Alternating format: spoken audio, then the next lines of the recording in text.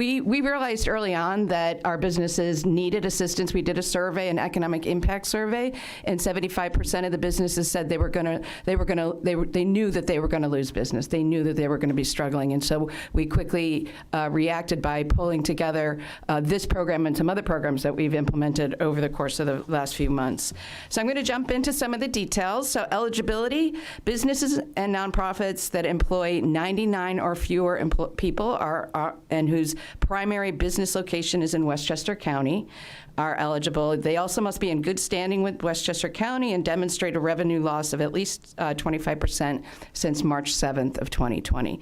So we're really targeting people that, we're kind of doing well, and then when the crisis hit, that really, hit their bottom line. And we're trying to be as flexible as possible with the use of funds. The prior programs that have been offered have been pretty restricted on how the money could be spent. This one, we're really trying to work with our businesses to get the money out there and have them use it for what they need to help their business get back on track. It'll be important to make sure that all businesses are aware of this opportunity.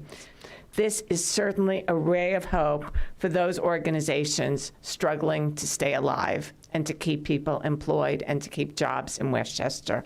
Since we don't have a roadmap, we haven't been down the line for something like this, problems manifest themselves. And as we see it, then we sit and discuss, what do we do about this? Is there something we can do about this?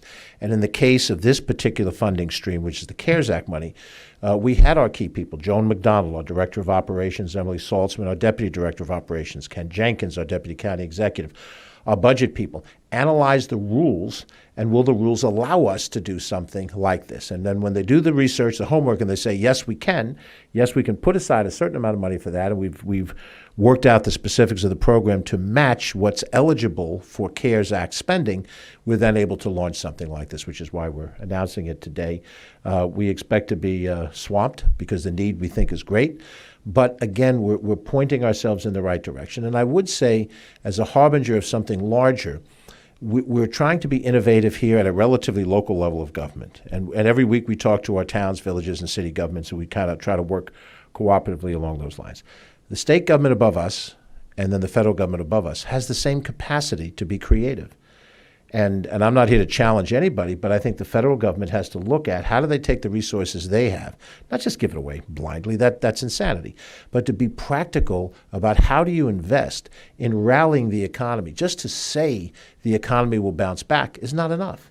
Just to assert that as soon as something happens, we're going to get this big shoot up in the economy is far more complicated than that. I spent 20 years in corporate life in one particular industry, and I was in sales and marketing, and I thought all the time about what would make a company buy our product service.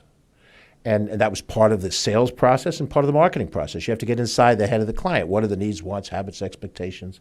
Classic definition of marketing. And it was a challenge to figure out how to present your product in light of your competitor, in light of the marketplace you were in, and the economic climate that you're in.